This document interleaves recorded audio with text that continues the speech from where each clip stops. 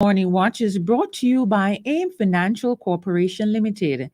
AIM has a loan for any purpose. Visit any of our branches in Mandeville, Kingston, Spanish Town, Portmore, Maypen, Ocherius, and Montego Bay. Tired of the high interest rates and the whole heap of loan payments every month? Take a debt consolidation loan from AIM to pay credit card bills and all other high interest rate loans from other institutions. Make one low monthly payment to AIM and take home some extra money in your pocket. That's financial freedom. One loan, one low payment, more money in your pocket. Call AIM today to lower your loan payment. And remember, you won't find a better deal elsewhere. Guaranteed. Listeners to Love 101 FM are advised that the views and opinions expressed in this program are not necessarily those of Love 101 FM.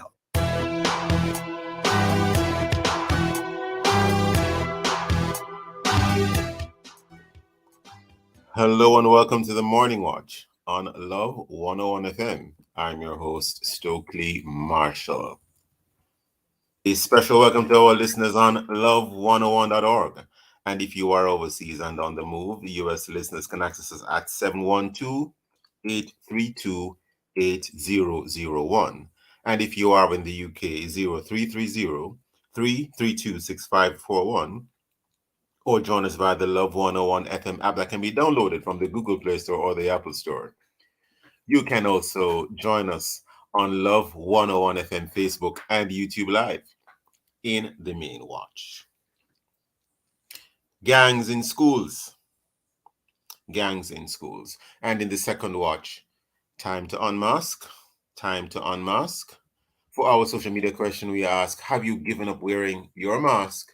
Why or why not? Share your responses on our Facebook or YouTube Love 101 FM Jamaica Live, and also WhatsApp comments and voice notes to 876-997-3125 using the hashtag The Morning Watch. We'll share your comments later on in the program. But first, here's our quote. Our I quote this morning is an island quote. Wants all, rules all. Take just what you can comfortably manage rather than attempt to grab everything for yourself, lest you destroy all in the process. Deidre, good morning. Good morning to you, Stokeley. How are you today? I am well. Wonderful. That is an I quote and a class all in one. It is quite important for us to recognize that we can't be greedy. I leave it right there. Thank you, Deidre. You're welcome. The main watch will be back after this break.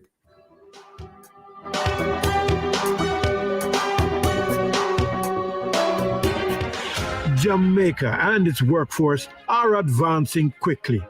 Life-changing opportunities are arising. You need training and support. We are the Renewed Heart NSTA Trust, committed to providing new and emerging skills training and opportunities. Come to Heart. We'll help you claim your place in the workforce of the future.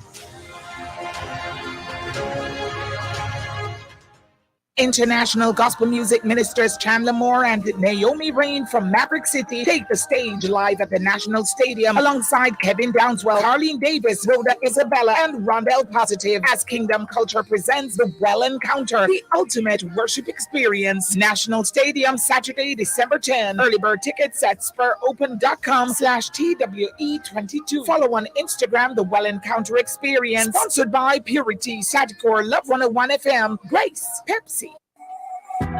Commandment number 2 talks about graven images. Why would God issue such a command? What was happening with the children of Israel? What was God trying to do or tell them? Tuesday, October 18 on The Rock, join host Bishop Harold Steve Blair and guests Angela and Homer Slack as they discuss the topic, Thou shalt not make unto thee any graven images. That's The Rock, Tuesday, October 18 at 10 a.m. right here on the family station, Love 101.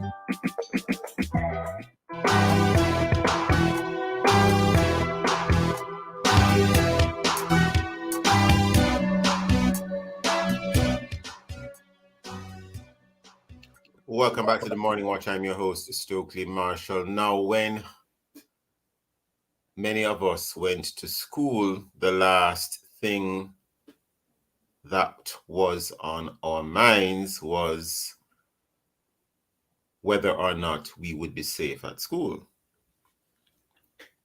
And I'm not saying that that was so in every case, but generally speaking, many persons went to school anticipating that they would get home quite safe and sound, and that there would be no negative incidents at school. No. The thought of witnessing or being part of a violent incident, and I don't even just mean what you would call the typical school fight. We're talking here about situations where the violence is at the level where there could be a fatality. That thought was often far from our minds. And these days we are beginning to wonder if those days are over in terms of not expecting a fatality. We are seeing recent articles, reports in the media. For instance, there's a recent one in the Observer. The headline confirms it. Gangster students, high school in, I won't say which part of Kingston and St. Andrew. It goes on to read, on the edge as armed clans emerge in grades 10 and 11. I mean, this is like a war zone. We have as our guests today to look at this Robert Finzi-Smith. He is a security consultant and has been a guest on the Morning Watch from time to time. We welcome him again. We have today as well Samuel Smalling, Dean of Discipline, Cross Keys High School, and President of the National Association of Deans of Discipline. Good morning, Mr. Smalling and Mr. Finzi-Smith. Good morning to you. Good morning to your audience. Thank you, gentlemen. I'm going to get right into this. It's, how do gangs even emerge in the first place in, for example, a high school? And I'm going to start with you, Mr. Smalling, based on the role you play as a Dean of Discipline in a high school. How do gangs even emerge in the first place in a high school? Good morning again to you and to the audience. Let me thank you for giving me the opportunity to share this morning on your program. You asked a question, how do gangs get into high schools? But the truth is that we need to understand that schools are a part of the wider society. And there are approximately 370 something gangs that are in various communities across the country. And I think 260 out of them are very active. The schools are in these communities that these gangs operate. And from time to time, as a result of what is happening in communities, it impacts our schools. And as a result of many various factors, it called economic factors. They want to be heard. They want power. There are so many different causes why gangs will come into school. They want to show that they are in control, and hence the gangs in schools, and they filter from communities into school. So there are many community gangs that get into schools because of various reasons. They want to control the young minds at a very early age. So it filters within the school system. So there are numerous factors that cause gangs to be in schools. So, Mr. Smalling, these gangs that are in schools, are they sometimes can I say, subsidiaries or offshoots of gangs in communities? They are. Sometimes they are offshoots of gangs within communities. So, a gang in a particular community will want to show dominance within a school space. So the younger ones, because even within the schools, they come from different communities. So therefore, if I'm from community A and there are students who come from community B, and as a result of that, there is a division within the school space, and they want to show their control even within the school space at times. I wouldn't say how prevalent it is, but it happens, and we have to be truthful about it. It happens, and we just have to find a way to see how we can de-escalate those kinds of situations so that it doesn't escalate into major crises within our education system. So what I think you're trying to say, Mr. Smalling, without saying it explicitly, is that the gang warfare is taking place in the schools sometimes. Yes, it happens. It happens. No, I'm going to ask to pause one moment there, Mr. Smalling. And I know we want to bring in Mr. Finzi Smith, but I can't just leave this hanging.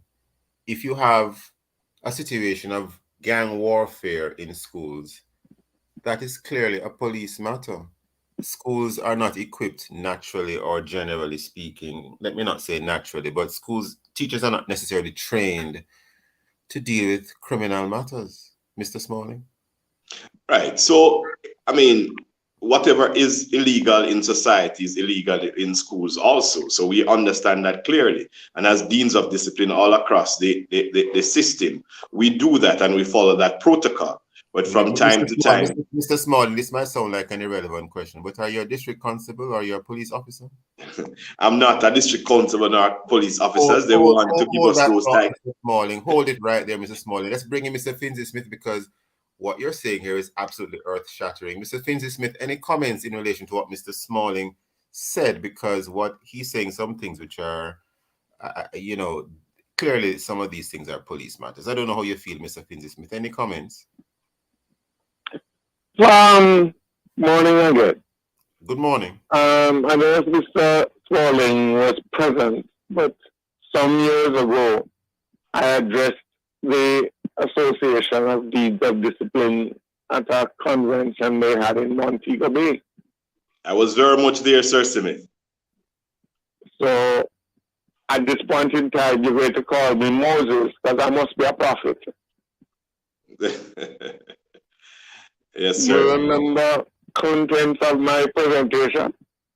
I remember the content of your presentation, sir. So I was right. Or I have been proven right. You're right and still being prophetic. Okay. What I would like to point out, sometimes the obvious escapes us until it slaps us in the face. The average age of what we would consider a gangster runs between 14 and 17 in Jamaica. And that is school age, Mr. Finzi Smith. And that is the demographic that you're currently describing. Now, go back to the natural inclination in schools where people have bullies. And then you have some people who figure that in order to protect themselves against bullies, they form little congregations of like-minded people. Then all of a sudden, the hunter becomes the game. Mr. Finzi Smith, only because we're upon a break. Hold that thought, sir. Listeners, we'll be right back on the Morning Watch.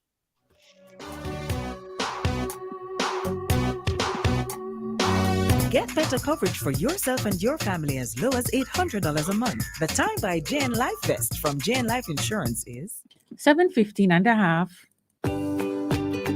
From generation to generation, Jamaicans have depended on J&B Bank to make the pride and joy of providing a safe place for their families possible. Now, with no processing fees and no down payment mortgage options, you can open the door to your own sweet home, a legacy to hand to your next generation. Visit jnbank.com to get pre-approved today. J&B Bank will help you find a way. Embrace the Promise is coming to Jamaica with Ron Kinoli, Jonathan Nelson, Prodigal Son, Dr. KJ, Kerry Sales, Jermaine Edwards, Joan Flemings, and more. Gate prizes of up to $300,000 at each location. 876-784-2992. Manning's High School, Westmoreland, Saturday, October 29, 6 p.m. Randy Williams Entertainment Center, Sunday, October 30 at 5 p.m. Sponsored by Bugs Innovations, Love FM, and more. Embrace the Promise.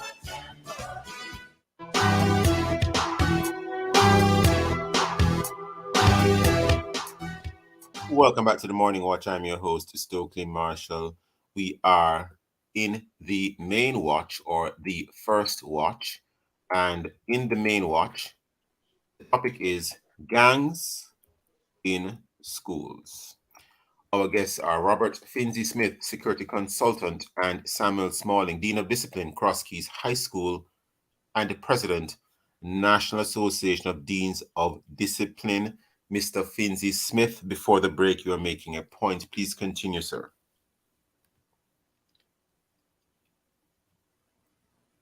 I hope we still have Mr. Finzi Smith, Robert Finzi Smith. Are you? Yes, are you hearing me? Yes, we're hearing you loud and clear. Please continue your point, sir. We have people who initially gather together to protect themselves. And then the hunter becomes the game, and whatever strength they gain from numbers, they then began to exercise dominance or attempt to. Now, when you find schools are located in certain areas that already have this kind of response in their communities, it's not too difficult to indicate where it's going to happen. Because it can come from a simpler situation. As I want to leave school and get home safe, so I run with my crew. You messing with me alone is one thing. You messing with my crew is another. Then you find yourself in the situation. All right. A psychologist will tell you that there is a decision-making part of the brain, the frontal cortex. I forget the exact definition or name that relates to it. But that area of the brain is where all the decision-making takes place. It is not fully developed until you're approximately 23, 24. Until then, decisions cannot be guaranteed to be the best of ones. What usually happens is people learn the hard way. So now you have a set of people who don't have great decision-making faculties operating in a dog-eat-dog situation. And I'm going to say something that's going to come across as controversial, but it's unfortunately factual. Deans of discipline have been given baskets to carry water and are often accused of spillage. I think I'm agreeing with you, sir. Go ahead. Because what happens is that the natural type of response to this requires a certain pattern of behavior on behalf of the deans of discipline and the school administration.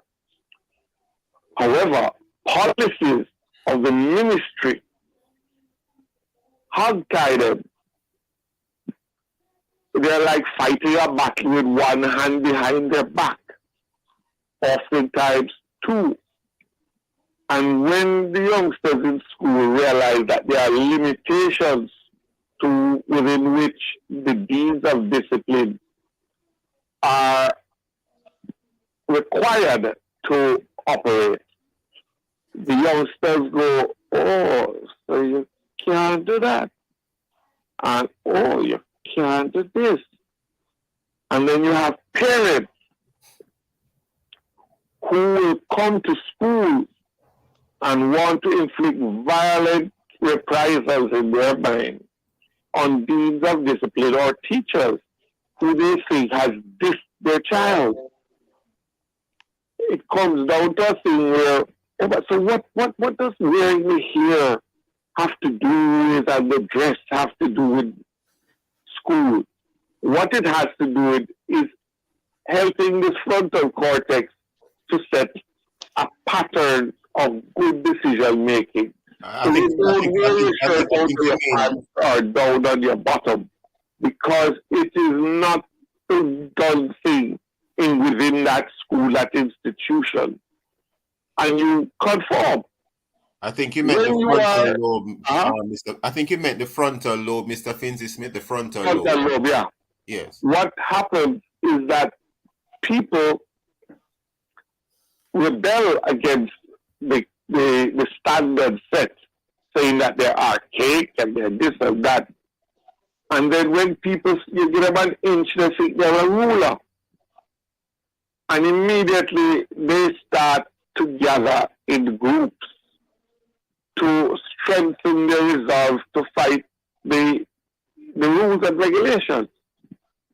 Wear them here, they want to cut it certain ways, they want to listen to certain kind of music. You're not supposed to have phones listening to music on the internet willy-nilly during school time. And they often sit down and communicate with each other in this means, send threats. And then the feelings that the teacher can't do me nothing. Teacher can't do me nothing. Exactly. And as you have seen, they have a situation where they attack the teacher. Yes. Teachers like on a board, and rather than try and learn, they get up as a military for that and wipe it out.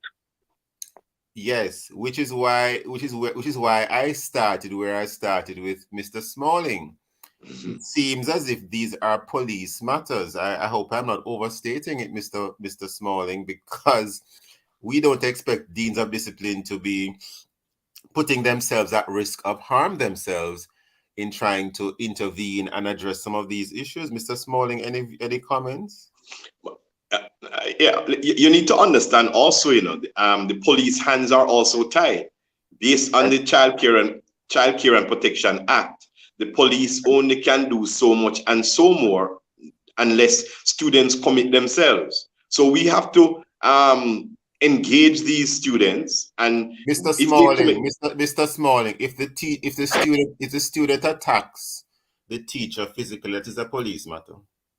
And that's where I didn't deny that, sir. All I'm saying, if the student don't commit themselves, and Mr. Smith will tell you, the police can't act. So once they commit themselves, as dean of discipline and administrators, we do what we need to do. But until that child commits him or herself, the police hands are tied. Even when we bring them to the police station under certain circumstances, the police can only record it many times in their diaries and warn them and call their parents to come for them. That is how the system is. So let's not get it twisted. The police, while the police is there to serve and to protect, the police only can do what the law allows them to do in terms of these students who are below the age of 18. So we have to understand that it is not as easy as you would want to suggest, that as soon as a child do something, and especially with the whole issue of child diversion, where they're looking at how can we divert them instead of getting them into the system. So there are a lot of things that are at play here, sir, in terms of what is happening within our school space based on the Child Care and Protection Act and many other acts that protect our children. And as Mr. Smith says, our hands are tied. In terms of gangs in schools, which is the topic of this discussion, though, Mr. Smalling. Yeah.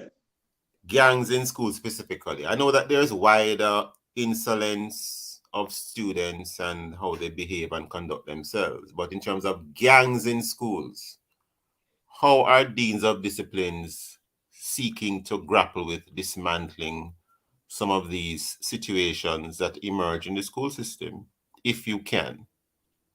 All right, the first thing, and Mr. Smith would help me with this. The first thing what we need to do is to get our deans properly trained in what, I mean, maybe we're not be able to train as how the police officers are trained, but there needs to be training.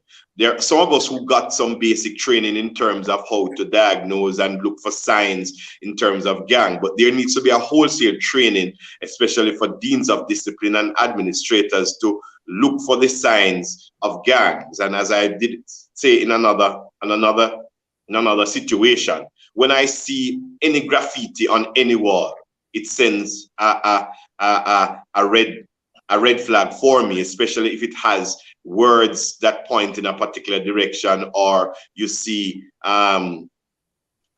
any marking. So once you see that, and in recent time I saw something that within my context, and as soon as I saw it, within 30 seconds, I was able to find who the players are based on conversation with some other students. So I'm saying, once you see graffiti, once you see they're wearing a particular uniform in terms of how it is built, the hairstyles, etc. And that's why Mr. Smith alluded to earlier.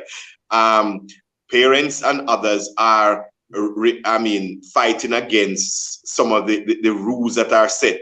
But within the school context, once you see certain signs in terms of how students dress, in terms of their pants, in terms of their hairstyle, in terms of markings, etc., you know that is a sign that you need to be looking out for, and engage those students and find out what is happening. Because surely, once you dig deeper, you're going to find out that it's a grouping of students with a particular mindset that are grouping together to protect themselves, to show authority, to bully, to extort, etc. So when you say markings, Mr. Smalling, you mean tattoos?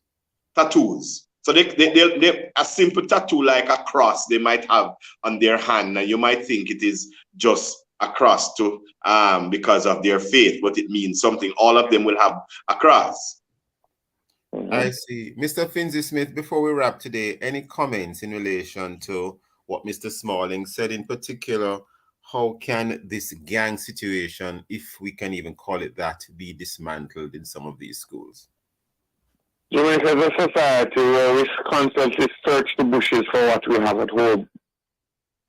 We're looking for laws and legislation to handle situations, and they exist. Give you a quick example. There's a thing on the books called contributing to the delinquency of a minor. I would love to have a test case where somebody, for instance, gets up some dancehall artist from who most of these people fall as a catalyst, and indicate that their offerings are contributing to the delinquency of minors. If a parent arrives at the school to defend the undefensible of the behavior of their child, they should be brought to book contributing to the delinquency of a minor. Interesting. As he quite rightly pointed out, when a child behaves a certain way that might be criminal in its interpretation, and this child is below 18, they're treated as a minor. When the person, for instance, you find a child with a knife, an offensive weapon, schools oftentimes just seize them and make a note. That person must be called in as a parent or whatever, or guardian, and indicate that we have found your child with this. And it is our duty now to report it to the police. Yes. There's another side to that now. Mr. Finzi, none of your deans of discipline will be in schools if that keeps coming up without the intervention of the parent. because they'll all be in juvenile court giving evidence every day. Mr. Finzi That's Smith, how prevalent it is. Mr. Finzi Smith, I wish we had a little bit more time, but we're totally out of time. And I think we have to pray for Mr. Smalling, persons like him, because he really seems to be given basket to carry water. Both gentlemen, thank you very much for your time and for your thoughts. But unfortunately, we have to leave it there today. Listeners, we'll be right back at the Morning Watch. Stay with us.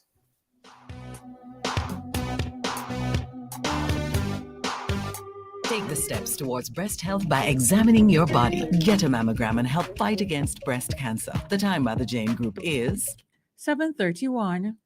Tiles. It can go everywhere, from your walls to your floors, from inside to outside. Your style, your choice. At Active Home Center, we have the widest selection of tiles, from classic to unique. Shop our new arrival of tiles for your bathrooms, living rooms, kitchen, and more. Let us help you transform your space. Visit us in Kingston at 84 Constant Spring Road or our newly opened location in Freeport, Montego Bay. Active Home Center. More savings, more choices. Crime Stop Jamaica 311 unsolved. We need your help to solve the murder of 73-year-old Patrick Lawrence, a businessman and motel operator of 12 Top Road, St. Anne's Bay. A customer tried to rent a room at 10 p.m. on Saturday, 14th of May 2022, but couldn't find Mr. Lawrence. The police were summoned on Sunday morning, and Mr. Lawrence's body was discovered close to a staircase with wounds to his head. Crime Stop and concerned citizens are offering a total reward of $750,000 for information leading to an arrest and charge. Call Crime Stop Jamaica 311. Solving crime pays.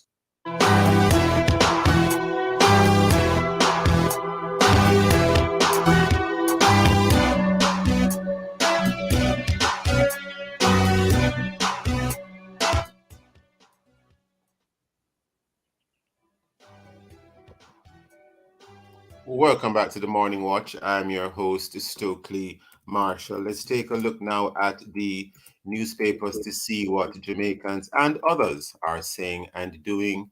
And we have here, firstly, in the Gleaner,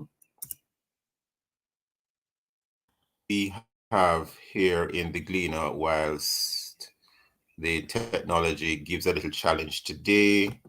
Let me see if let us see what is coming in. Let us turn firstly to the Observer. That one, we are seeing that one more clearly faster. We have here Liz Truss's waning power brings political plots and jokes. And many persons will know that Liz Truss is the current Prime Minister of England, having succeeded Boris Johnson, who, for various reasons, he's no longer the Prime Minister of England. We have here in the Gleaner now, Nigeria races to assist flood victims, death toll tops 600. Interestingly, both major stories there from those papers are from overseas. A little bit of news in relation to a Jamaican, albeit in an overseas context. Loop Jamaica news. Jamaican cleared of plot to sell stolen British Army ammo. Jamaican cleared of plot to sell stolen British Army ammo, meaning ammunition, of course. Those and other stories in the various news sources. Of course, coming up next, we'll read some feedback from our Facebook, YouTube, and WhatsApp question, which is, have you given up wearing your mask? Why or why not? If you haven't done so yet, leave your responses on our Facebook or YouTube Love 101 FM Jamaica Live, and also WhatsApp comments and voice notes to 876-997-3125 using the hashtag The Morning Watch. We'll be right back. How to prevent breast cancer? We're not really sure. So early detection is your best protection, and self-examination could be your salvation. So look good upon them appearance and investigate them texture and use your hand to get acquainted with your breast tissue architecture. So the minute there's a change and you notice something strange, you can pay a doctor a visit so them can find out what is in it.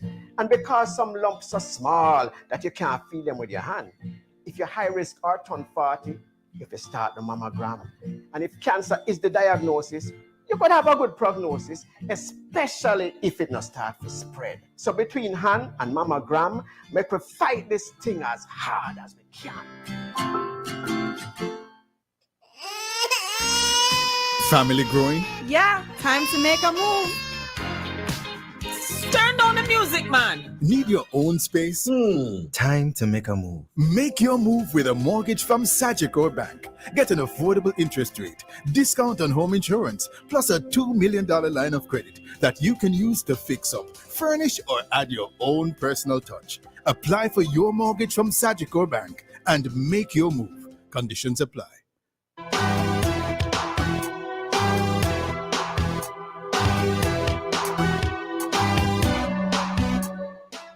Welcome back to the Morning Watch. I'm your host, Stokeley Marshall. Let's join Deidre to see what our Facebook and WhatsApp friends answered to in relation to today's question. Have you given up wearing your mask? Why or why not? Deidre. Monica says, I wear my mask in public. COVID is still infecting persons. I know several persons who have gotten it in the past 2 months. Fortunately, they were vaccinated. Although the MOH is not publishing the daily numbers, persons are still being hospitalized and dying as a result. Dawn from Maypen, she has not given up mask wearing nor sanitizing for now. COVID's still around. A family member went to England from Canada 3 weeks ago and went back home to Canada with the virus. For me, who handled money daily, I wash my hands, sanitize, wear my mask, not taking any chance, so they have to be strong. Jackie Douglas says, almost, according to where I am. So it depends on where she is, she will wear her mask. Pauline says, I work at a health center and it's still required for patients to wear one within the facility. So she has to set an example. And Carol Williams said, I have not given up wearing of mask entirely. I wear it in public places and I have to wear it at work. I noticed I have less sinus issues and I have not had the flu since wearing the masks. So that's why I continue. Those are the comments. Thank you very much, Deidre. You're welcome. Thank you very much. So we get right into the second watch. Do you still wear your mask? Does your workplace require that all who enter be masked and sanitized? There is no longer a mandate to wear masks, but some entities and persons still insist on it. And is it still necessary?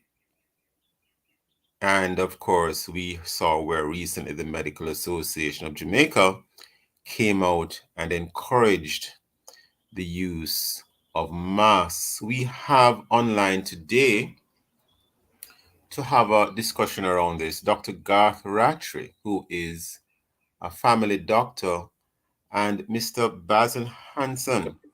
Mr. Hansen is the first vice president of the Association of Christian Communicators and Media, and he's also the founder of, or a founder of, Mercy and Truth Ministries Television. Good morning, Dr. Rattray. Good morning, Mr. Hansen. How are you both? Dr. Rattray? Morning, sir. Mr. Hansen? Morning, Stokeley. Morning. Morning. And I just corrected something. Can you hear me? I'm not a founder of Mercy and Truth Ministries. I'm the founder of Mercy and Truth Ministries. You know, sir, I know that you have a very able wife next to you, and I probably wrongly assumed she was one of the founders. No, it started before we got married. You are the founder, and I stand corrected. Yes, sir. And it started before we got married, but she plays a very important role. Yes, I probably wrongly thought she could have been one of the founders. Yes. That's all right. No problem. No harm done. Okay, great. Now I'm going to start here by looking at an item that I saw published by Jamaica Information Service. This was back in about March of this year, dated the 17th of March 2022, and it was speaking to the then expiration of certain regulations. At the time, it read this: mask wearing in enclosed spaces to which the public has access, for example, supermarkets, banks, and the tax collectorates, my apologies, will be retained until April 15th, 2022. Well, we are now in October. Once April 15th came and went, those regulations had expired. They expired on that date. And in a more recent news item here, Radio Jamaica News Online, there's a headline here: no mask mandate despite monkeypox threat, says Tufton. That was dated July 7th, 2022. And interestingly, one of the things that helped to inspire this topic today is that as time goes on and we learn more about this situation, I'm seeing various articles, medical information on both sides of the fence, and quite a number of them have indicated that mask wearing doesn't necessarily help or help at all. So, jumping right into it, gentlemen, before we head to the break, it's not mandated to wear masks anymore in Jamaica, certainly not. Generally when you're going about your business, to go into a bank, etc. So why is it that some institutions should continue to require it whilst the vast majority of others don't? And this lack of consistency can perhaps create confusion in the minds of the public. Dr. Ratcher, starting with you, what are your thoughts?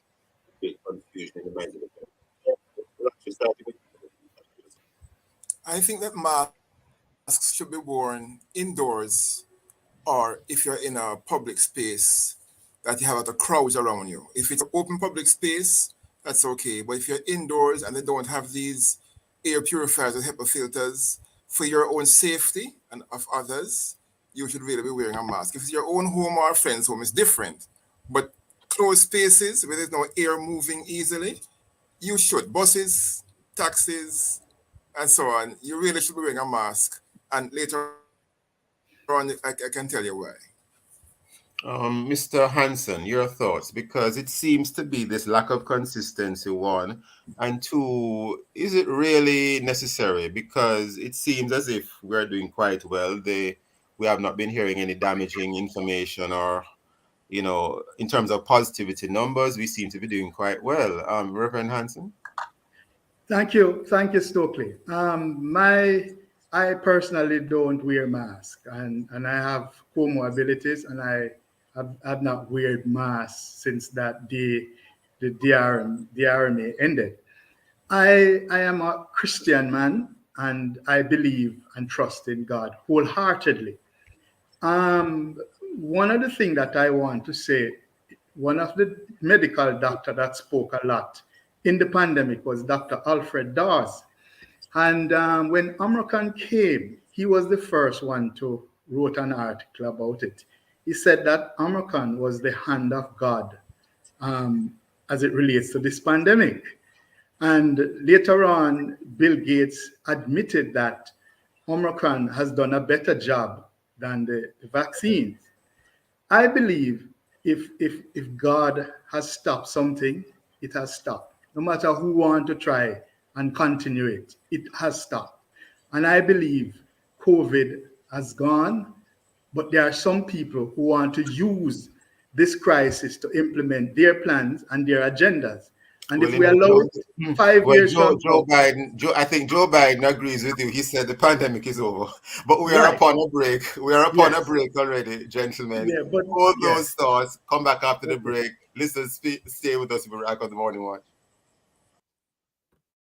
Highway 2000 East West is making it even easier for us on the road. From now until October 31st, get your T-tag right at the toll plaza. You now have to leave your car. Just give the toll collector an extra $1,000 and collect your new T-tag preloaded right there. Plus, with a T-tag, Class 1 is $20 less at Portmore and Class 2 is $30 less at Portmore. Avoid the lag. Get the T-tag. And don't forget to download the My T-tag app. Visit transjamaicanhighway.com.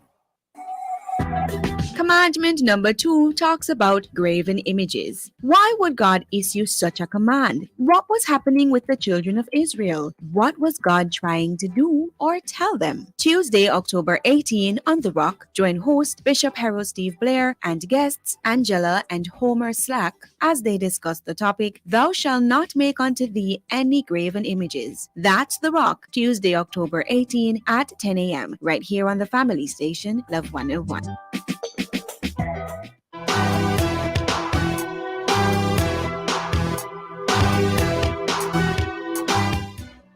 Welcome back to the Morning Watch. I'm your host, Stokeley Marshall. We are in the second watch, and the topic is time to unmask. That is the question, time to unmask. And our guests are Dr. Garth Rattray, family doctor, and Basil Hanson, first vice president of the Association of Christian Communicators and Media, and founder of Mercy and Truth Ministries Television. Pastor Hanson, before the break, you're making a very interesting point. Please continue the point. Right. As I was saying, Stokely, so there, in my opinion, the pandemic is over. The virus has gone. Even if it is still here, it's really mild. It's not going to do any damage. But there are some persons who have used this crisis to implement their own agenda, and there are those who are totalitarian leaders who would want to continue this virus because it is in their interest. But I have taken a position that if I go to a business place and you require that I come in there with mask, I don't support you. And I would call on every Jamaican who are thinking sensibly not to support these businesses that decide that they are going to mandate something that the country has decided that it is not of any use anymore. It is a totalitarian system that they want to implement, and so we have to push back at it. I believe that if God's hand has touched this virus as it relates to Omicron, as a number of persons have admitted in the past, no other virus that is going to come that is going to amount to anything. When God stops something, it stops. When God open a door, it's open. When he closes it, it closes. And as Christians, I believe that I have to stand on that word, because I have seen where the doctors have failed us, the scientists have failed us, they have told us things that were not so. Earlier on in the year, the MAJ came out and they said, when the Prime Minister made that famous statement, don't talk, the MAJ came out and chastised him for opening up the country. They chastised him and they basically pronounced doom and gloom on the country. They were going to be spiked. He made the wrong decision. 10 months later, the MAJ need to apologize to the Prime Minister and acknowledge that he was right for opening up the country. The MAJ need to apologize to the people of Jamaica for misleading us and telling us how we were going to have massive spike and death and all of these things. It never happened. And they have not addressed that, but they have moved on to want to encourage us now to continue wearing masks. Just yesterday, when I look at the Heroes Day ceremony, I didn't see people wearing masks. So we need to move on. If we allow the people like MAG and those people to control the narrative, 5 years from now, we're still wearing masks. This thing will never go away if we allow fear to continue to dominate our lives. On the other side of fear is freedom. We are about freedom, not fear. So I personally believe the pandemic is over. And as you said, Joe Biden, the US president, has said that. And so I believe we need to move on, and we need to stop wearing masks. Those businesses that are mandating masks, we need to stop supporting them. That's simply. We have a choice. Don't go there. Don't buy from them. And you will see what happened to those businesses. That's my few take on this issue as it relates to masking or unmasking. We need to unmask and move on. And Stokeley, let me just say this in my closing remark. I believe you will probably hear in the future, these long periods of wearing masks were not healthy for us. Maybe later on you might hear that down the road, and then you might hear, but don't worry, we have the solution. We have a medication that can fix that. So these people have been known to create the problem and then sell us the solution. So that's my opinion. Mask is over, and I'm not wearing no mask, and I'm not going into no business that mandate it. And I would encourage people to do the same. I find it interesting when an institution asks you to wear a mask to enter when there is no legal requirement. But I want to raise this with Dr. Rattray, because initially these things weren't coming to me initially, but I'm seeing quite a lot of them now in my own reading, for example, and just discussions with other persons. I'm going to read a conclusion of something I saw here. Conclusion: face masks in the general population might be effective, at least in some circumstances, but there is currently little to no evidence supporting this proposition. So the proposition itself has been tossed aside by saying there's no evidence. If the coronavirus is primarily transmitted via indoor aerosols, face masks are unlikely to be protective. Thus, health authorities should not assume or suggest that face masks will reduce the rate or risk of infection. And this can be found online at swprs.org. The extension is face mask evidence.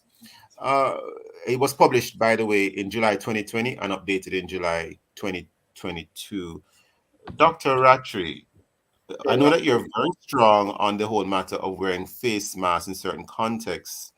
Why is that so? Why do you think also that, notwithstanding views such as yours, the government has thought it fit to not mandate it, because clearly they have information that would warrant it not being mandated?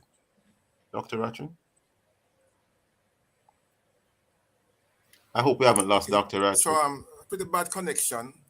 Sorry about that. Yes, we're hearing you, bad sir. connection. Can you hear me? Oh, we're hearing you loud and clear, Dr. Rattray. Please continue. Go ahead. So I don't know what God. Okay, so I don't know what God is thinking. I don't know what God wants to do with us. I have no personal agenda. I'm just concerned about public health. I wasn't questioning you. I'm asking you based on science. I'm not touching on faith here. I'm just really asking you from a scientific angle. Yes. Yes, but Rev brought some very important points there.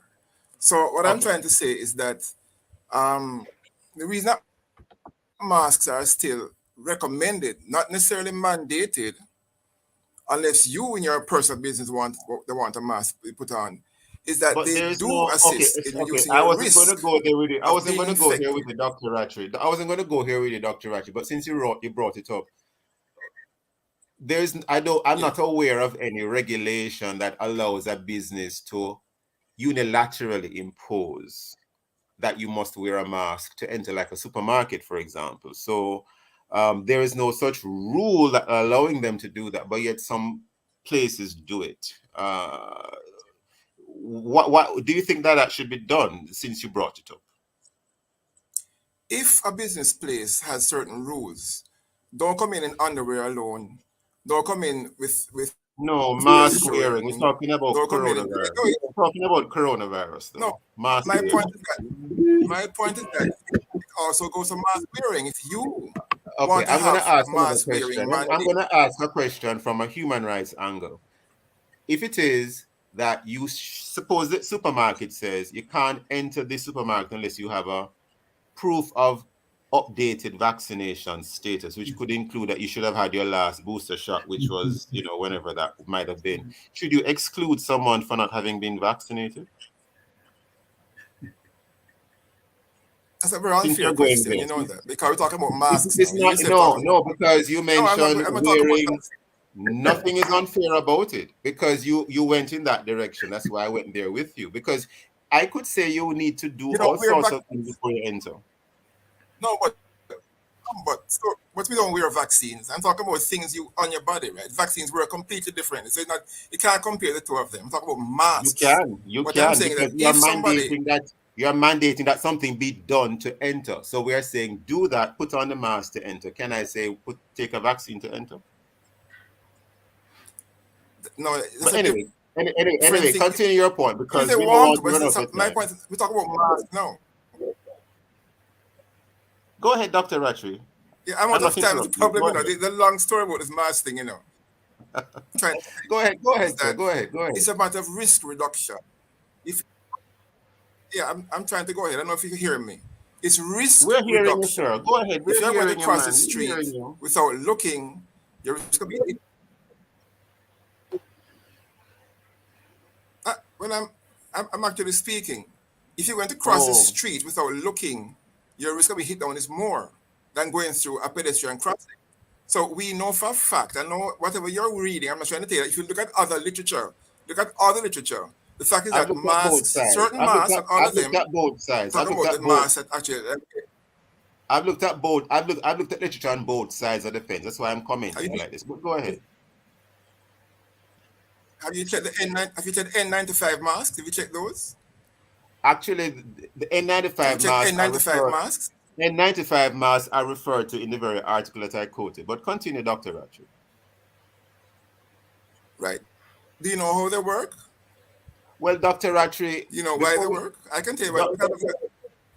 Dr. Ratri, you're asking a very interesting question. The question I want to raise with you, however, the question I want to raise with you, I know the connection is getting bad for some reason. I hope it's not I don't know. But the challenge, Dr. Ratri, is that we are not seeing where not wearing masks has made anything worse. So therefore, should it be continued? That's the question some people are grappling with. That's because they're play. There are other people getting infected and they're getting the natural immunity going around, right? Natural immunity is there. The vaccines have helped also. There are other things that play beside the mask. So to say, well, it's a mask, the only thing when to tell you how good it is doing, that's not fair. It's a whole big picture. Take the whole picture as one. And there are other strains that are coming along soon that you may find that you're a problem if people are not wearing masks. So I'm not saying that it's your personal choice. If you want it, that's fine. If a business place, it's your personal choice too. And the question I'm going back to Dr. Ratri, from a legal perspective, although you're not an attorney, if the regulations say you can enter the institution without wearing the mask, should the institution really insist on it? Because there's no legal basis for them to ask you to do so. That's where I'm going as well. No, that's not the way mandates work. Mandates tell you must do this. There's no mandate. But there's no mandate. There's no mandate. No, that's my point. But there's no mandate. The mandate. There's no legal mandate. Wait, listen to me.